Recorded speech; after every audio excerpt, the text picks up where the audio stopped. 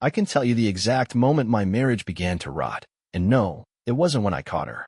It was 3 weeks before that, during a Thursday service, when I plated a perfect dish and looked up to see her smile, just not at me.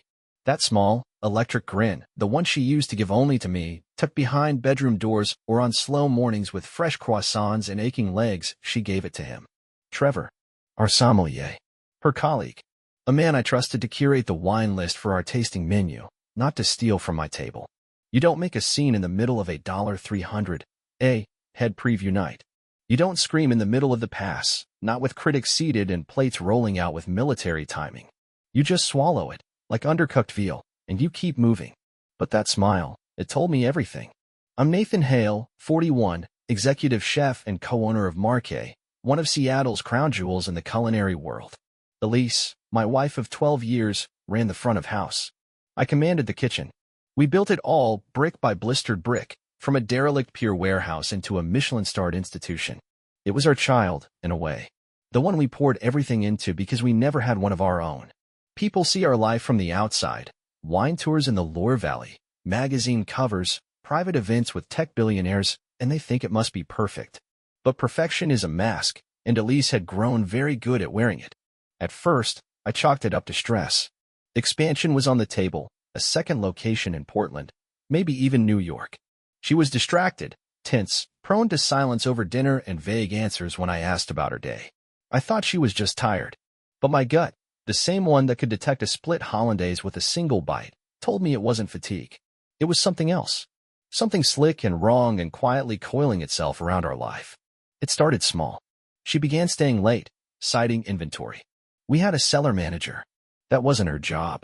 Then it was vendor meetings that weren't on my calendar. Wine tastings I wasn't invited to.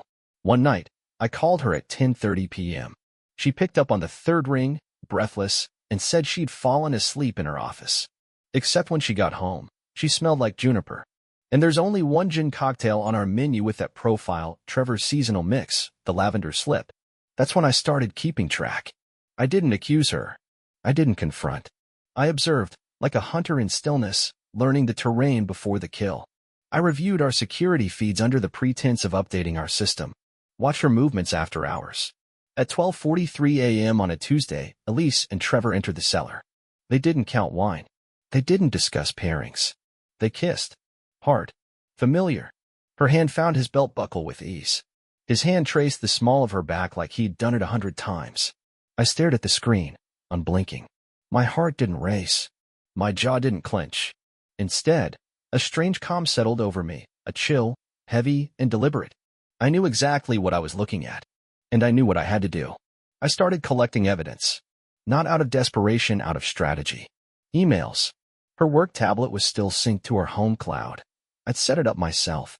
I watched their messages unfold in real time. The emojis. The late-night flirts. The can't stop thinking about last night texts. The one where she said, "Nathan hasn't touched me in weeks. I think he knows. I touched her the night before." She cried after. Said it was stress. Said she loved me. The lies had layers, but the truth was simple. I hired a private investigator, subtle, experienced, not the kind you find in Google ads. He gave me pictures. Hotel check-ins. A weekend trip to Whidbey Island under the guise of a wine distributor retreat.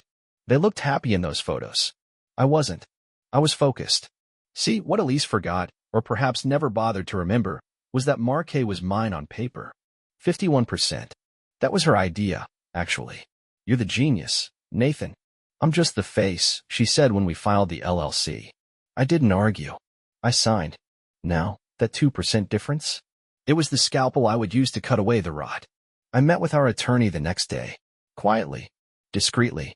No red flags. I began restructuring. She was so distracted by her affair, she didn't see it. I revoked her access to certain business accounts, just security updates. I rewrote vendor contracts in my name only. I transferred key supplier relationships. Our newest investor, someone Elise had charmed into signing on, was actually an old friend of mine from culinary school. I brought him fully into the fold. Bought out Elise's shares at market value, a move she didn't notice because her eyes were locked on a man with sleeve tattoos and a smug grin. I kept smiling. Cooking. Hosting events with her like nothing had changed. I kissed her cheek for photos. I said the right things. Because Elise wasn't just my wife anymore.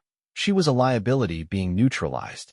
The thing about betrayal is, if you play it right, you can make it your fuel. And I was just getting started. By the end of that month, I'd pulled the threads tight enough to snap. But not yet. Not quite. Because revenge, when done properly, is never rushed. It simmers. And when it's ready, it's unforgettable. There's a moment in every service when the kitchen becomes silent, not from absence of sound, but from total synchronization. Every chef, every line cook, every hand is moving with purpose. No wasted motion. No loose ends. It's what we call mise en place, everything in its place. That's what revenge felt like to me. There were no screaming matches. No thrown plates or midnight ultimatums. Just cold prep. Strategic placement. Me, arranging the mise en place of her downfall, one piece at a time. She was too deep into the affair to notice. That's the thing about people who cheat. They think they're always 2 steps ahead. They forget what it feels like to be hunted. Elise started slipping at work. Showing up late. Forgetting names of VIP guests. She botched the press release for our fall menu, calling our sous chef Mark, when his name was Mark, with a C and a temper to match. I watched her let things unravel, too busy texting under the table, too distracted to see that I was quietly rerouting the entire operation behind her back. She didn't notice when our new pastry chef reported to me instead of her. Didn't question why the board meeting about our Portland expansion was rescheduled without her invite. Didn't even blink when I suggested we pause her media interviews while we refocus the brand. She was losing grip on the restaurant, the one we built together, and didn't even know it. But I did. I knew every pressure point. See, when you work in kitchens long enough, you learn the anatomy of failure. You learn that collapse rarely comes from one dramatic blow. It comes from missed details. Small things. A fridge not closed properly. A late delivery not double-checked. A garnish misplated. That's how I was dismantling her, not with fury, but finesse. And it was working. Then came the night of the wine gala. Elise insisted we attend hand in hand, as always. A public couple. Picture perfect. Our restaurant was being honored for excellence in regional pairings, thanks in part to Trevor's program. He would be there. So would his smug little smirk. She wore the green silk dress I bought her for our 10th anniversary, the one she used to call her lucky dress. It fit her perfectly, of course. She was still stunning. That's what made it hurt more. We made the rounds. Shook hands. She laughed too hard at Trevor's jokes. Touched his forearm a little too often. I watched them from the edge of the room, nursing a neat scotch, letting her think I didn't see. But I saw everything.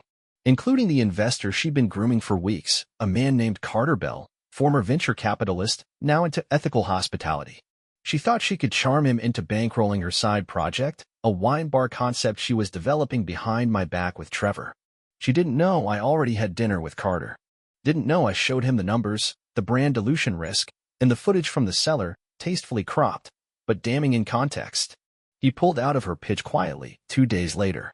She blamed the market. I let her. By now, I'd shifted the restaurant's legal structure just enough that her influence was a memory. Her company card was disabled, vendor fraud audit, I told her. Her name was quietly removed from internal branding. And the new PR consultant? She reported directly to me. Then, I took a risk. A calculated one. I invited Trevor to a private tasting. Said I was developing a new seasonal pairing and wanted his opinion. Flattered, he showed up in a blazer 2 sizes too tight and a smile like he thought he was winning. I poured him a glass of Syrah, watched him sniff it like he knew something, and leaned in.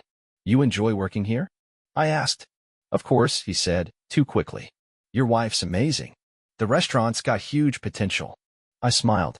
I agree. Which is why I'm restructuring. He blinked. Restructuring. Cutting dead weight, I said calmly. We're tightening operations, cleaning up the books. Things have gotten messy. He stiffened, suddenly alert. I swirled my glass. Tell me, Trevor, you ever sign an NDA? His throat moved. Elise had me sign a basic confidentiality clause when I came on. Yeah. Not hers, I said. Mine. He said nothing. I slid a folded sheet of paper across the table. His eyes skimmed it, and I watched the blood drain from his face. It was a summary. Timelines. Footage timestamps. Images from Whidbey. The text transcripts. Nothing overtly graphic, just enough to confirm everything. I didn't need to threaten him. He understood. I'm not going to press charges, I said evenly. But you will resign. Today. You'll cite personal reasons, and you'll waive your severance. He opened his mouth, closed it. And if I don't? He asked finally. I smiled. Then I send this packet to your girlfriend in Napa. The one you forgot to mention to Elise. Trevor went pale. How the hell, eh? I got bored, I said. Started digging. He resigned that afternoon. Elise found out the next morning in a panic. She called him 3 times before realizing he blocked her. And that was when the real unraveling began. Because for the first time in months, Elise looked at me like she didn't recognize the man standing in front of her. I wasn't angry. I wasn't screaming. I was calm, focused, unshaken. And that terrified her. She started asking questions about vendor changes, PR decisions, why her name wasn't on the latest investor update. I told her we'd talk after the weekend. But there would be no talk. Because mise en place was done. And the knife was ready. There's a reason chefs sharpen their knives in silence. It's not for theatrics. It's for control. The edge. The moment of contact. You don't saw through betrayal. You slice clean, let the blade do the work. And this was the night I let the blade work. Elise thought she was still holding court. Still walking through Marquet with that effortless confidence. Like every server's smile and every whispered compliment from a guest was proof she still ran this place. She didn't. Not anymore. The night was set. A 10th anniversary private tasting, not for influencers or social media fodder, but for Seattle's Inner Table, an elite club of restaurateurs, sommeliers, critics, and venue investors. Real power players. The ones who decided who got funding, who got second locations, and who got politely pushed out of relevance. We'd hosted them before, always together. Elise was the charming face, the storyteller, the one who remembered everyone's partner's name and their kid's allergy. That night, I let her believe she was still that woman. Let her wear the gold-sheath dress. Let her plan the menu cards and curate the welcome wines. Let her float through the dining room, greeting familiar faces with that signature warmth that used to be meant only for me. But this time, I had changed something. I added a new course. She didn't know about it. After the 5th course, the lamb loin with rosemary ash, I stood at the head of the chef's table. Elise looked puzzled. This wasn't on the script. Ladies and gentlemen, I said smoothly, before dessert, I'd like to present something special, a palate cleanser of sorts. A server rolled in a sleek, polished cart. On it sat 4 silver domes, glistening under the pendant lights. At first glance, they looked like covered cheese selections. Each dome, I said, represents a decision that shaped Marquet this year. Ingredients we almost served. Partners we almost signed. Directions we nearly went. Polite curiosity. Elise tilted her head, slightly tense now. I lifted the first dome. Underneath? A vial of golden olive oil. This, I said, is the oil from a vendor Elise pushed for, one that turned out to be fraudulently certified. She authorized a 5-figure shipment, without tasting it herself. A soft murmur. She stiffened. The tension crackled. Second dome, a mini-contract. Elise pursued a side project this year, a boutique wine bar, and used Marquet's brand name to pitch investors. Without approval. Without majority consent. I smiled gently. The investors walked after reviewing the numbers and some other materials I provided. Now eyes were turning, glancing between her and me. I lifted the third dome. A burner phone, screen on, open to a message thread. Her name at the top. Trevor's below. The text on the screen. Last night was so hot. I swear he has no idea, face with ears of joy. When we finally open our place. I want you pouring, not him. Silence. You could hear a peppercorn drop. Elise looked like she'd been slapped, but she didn't speak. Her fingers curled against her napkin. White knuckles.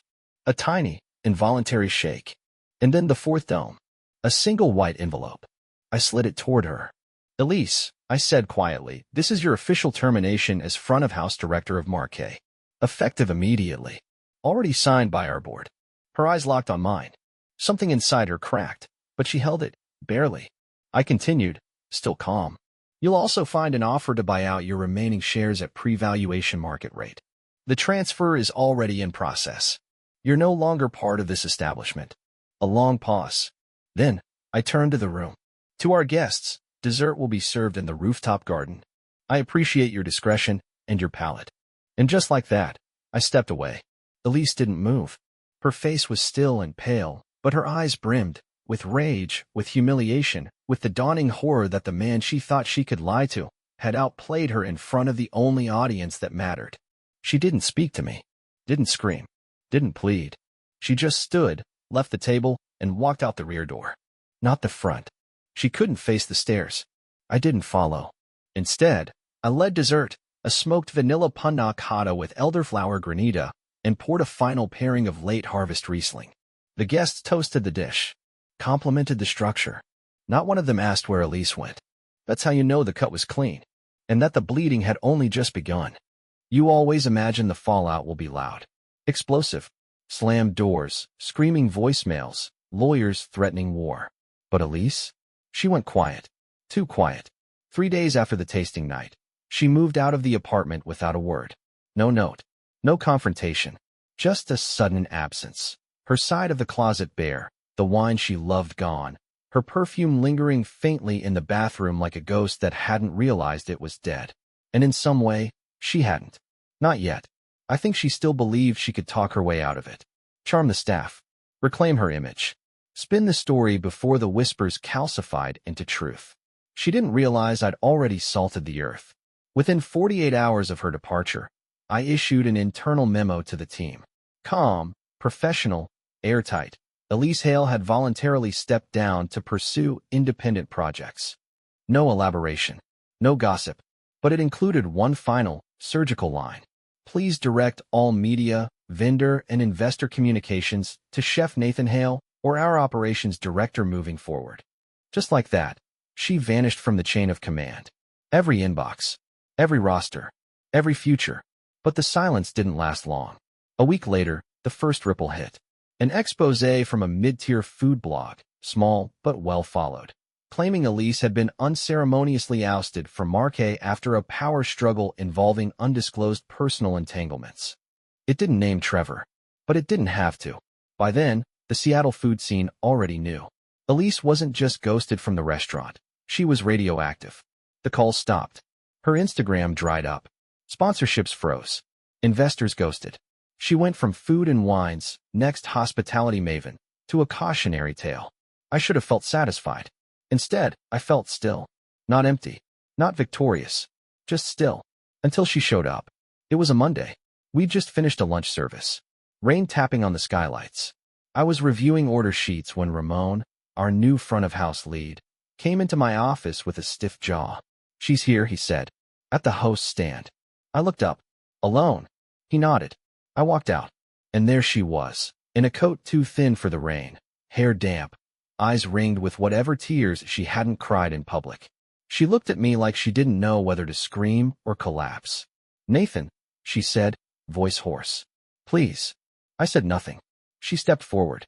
You embarrassed me in front of everyone I ever worked with. Everyone I knew. I let the silence stretch. Then, no. I exposed you. You embarrassed yourself. That hit. She flinched. Then looked past me, into the restaurant. I made this place with you, she said. You wouldn't even have gotten that Michelin star without my front-of-house design, and you know it. I nodded. You're right. You did build something here. She blinked, startled by the acknowledgement. And then I added. And then you tried to sell it out from under me, lie about it, and sleep your way into a second location. Her face cracked. It wasn't about that. Trevor, he was. Don't, I said. Don't say his name like it meant anything. She stared at me, jaw trembling. You planned this. You watched it fall apart, and just let it. Why didn't you stop me before it got that far? My voice dropped. Cold. Final. Because I wanted you to feel it. She broke then. Not into sobs. Into that soft, helpless kind of crying people try to swallow. Small gasps. Eyes wide, like they're trying to bargain with reality. I have nothing left, she whispered. I looked at her.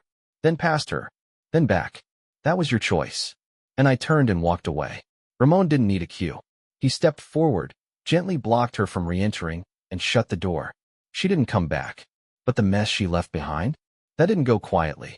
Trevor tried to sue me 2 weeks later, claimed wrongful dismissal, breach of verbal contract, emotional distress. His attorney was green. Mine wasn't. We filed a countersuit within 48 hours for professional misconduct and NDA violation. He dropped his claim before it even made it to pretrial. I made sure the records remained public, just enough detail to keep him out of restaurants for the next decade. Elise stayed silent during that battle. Whether it was guilt or self-preservation, I never found out. She disappeared from Seattle completely, Rumor had it she moved to Bellingham, working as a consultant for a few backwater wineries. She never reached out again. Not when our divorce finalized. Not when her buyout hit her account. Not even when Marquet was awarded its second Michelin star the following year. And me? I changed. Quietly. Deliberately. I stepped back from the kitchen, elevated my Sue as head chef, and shifted into the creative director role. Started mentoring young chefs from underrepresented backgrounds. Took meetings with developers about expanding. Not a new Marquet, but something else. Smaller. Sharper. Mine. I moved into a loft above the Pike Place Market. Started waking up without dread. Started cooking for myself again. Simple dishes. Honest ones. Butter. Salt. Heat. No secrets. Grief doesn't always wear black. Sometimes it wears a smile at brunch, a crisp coat, and a baby sling. It had been a year since Elise walked out of Marquet, and by then, her name was barely spoken within those walls. The staff had stopped flinching when old memories surfaced. Her ghost had mostly faded, except for the odd Yelp review that still referenced her charm or an old photo in a food magazine no one bothered to take down. Me? I'd moved on. Not forward, exactly, just on. Settled into my role as creative director, mentoring chefs, helping two of my line cooks open a food truck. I started dating again, casually, quietly. Nothing that echoed the kind of life Elise and I once had. I didn't need echoes. Then, one Saturday morning, it happened. I was standing in line at a small cafe near Capitol Hill, waiting on an Americano, when I heard a familiar voice. Soft. Higher than I remembered. 2 cappuccinos and a small chamomile, please. I turned before I could think. And there she was. Elise. She looked different. Not broken. Not polished either. Real. She wore a dark pea coat, hair pulled back, no makeup. In her arms, wrapped against her chest, was a baby carrier. Inside it, a small pink knit cap, bobbing slightly as she shifted her weight. She hadn't seen me yet. I could have walked away, slipped out the side, vanished like she once did. But something kept me rooted. She turned. Her eyes met mine. She froze. For a moment, neither of us said a word.